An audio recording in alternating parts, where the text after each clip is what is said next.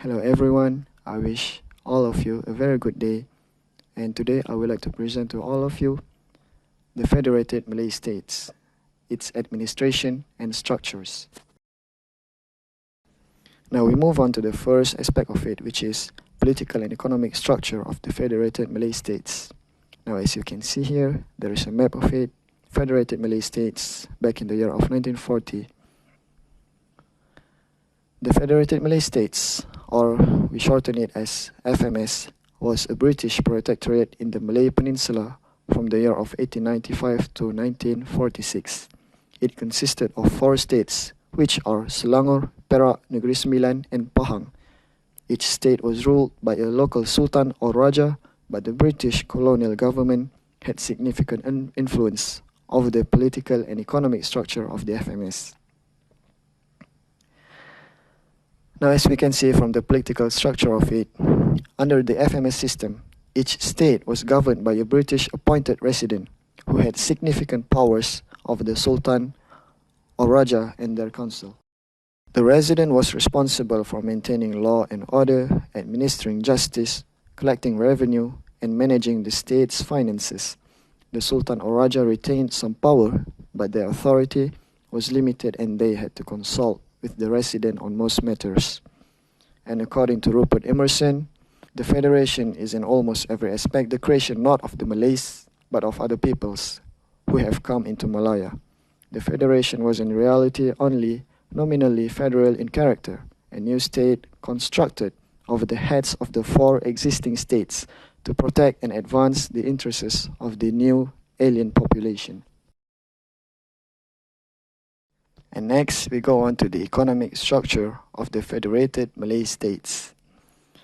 As we can see from the taxation, it is a centralized system of taxation, with the British colonial government collecting revenue and distributing it to the individual states based on their needs.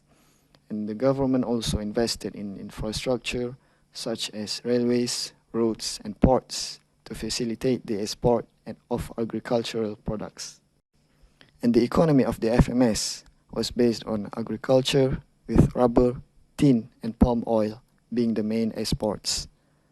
The British colonial government encouraged the development of these industries, and they became a significant source of revenue for the FMS.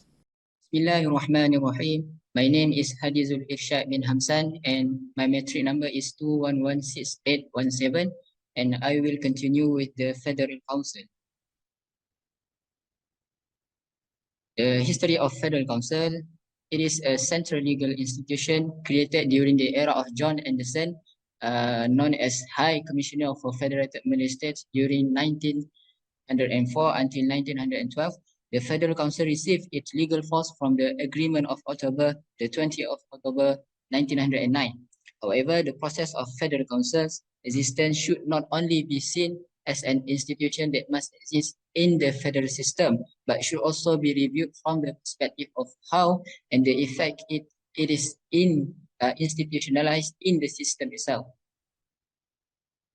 The structure of the Federal Council, it was to be led by the High Commissioner or High Governor in Singapore, and assisted by the Resident General in Kuala Lumpur, the Sultan, and the 4 state residents, and also the 4 unofficial members chosen by the High Commissioner. This structure also remained until 8 December 1941 when the Japanese attacked Malaya. Also, the sultans agreed to the council on the condition that their powers would not be taken away any further. But the council went ahead and took over the few financial and political powers that the state council still had. So it shows that the sultans didn't have the right to veto anything, to rule against anything. And in fact, the council, which was made up of European and Chinese representative of plenty and money interest, was used to give the High Commissioner or Governor of Singapore more power. That's the establishment. This discussion starts from a point of view that the formation of the Federal Council is the final touch for completion, the complete British control over the Federated Malay States.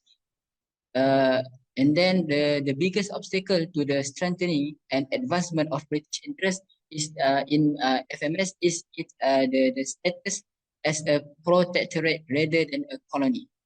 Because of this, the R. Bradel, who has experience as a lawyer in the Strait settlements and the Malay states, conclude that due to the status, Great Britain didn't have full sovereignty over the Malay states, but only the power to prevent the entry of foreign powers into the Malay states.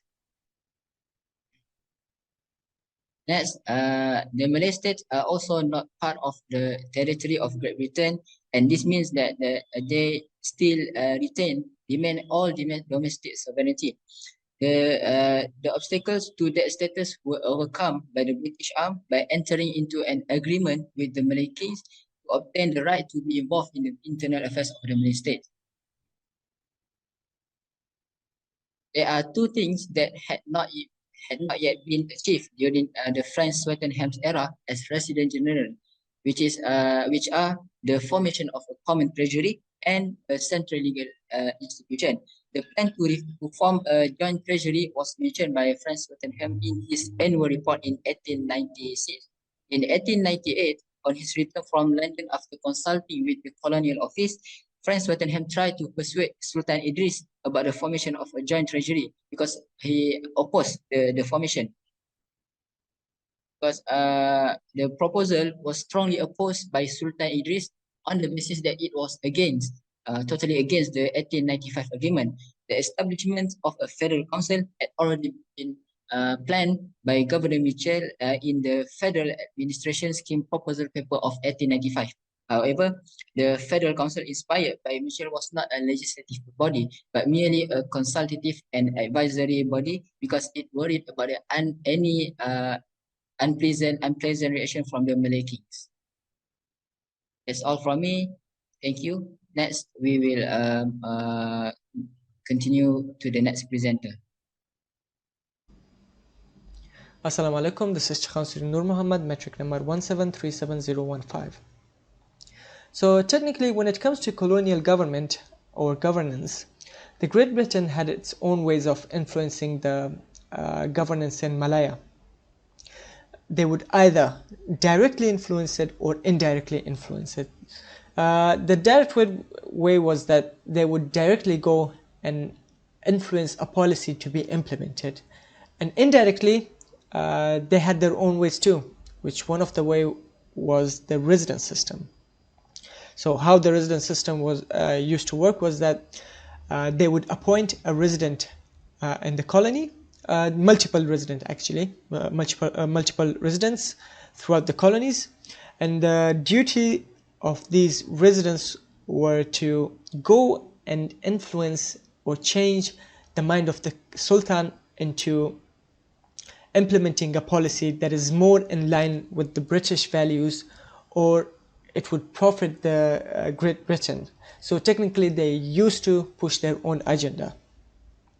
At the same time, they did establish the education and healthcare system in Malaya too.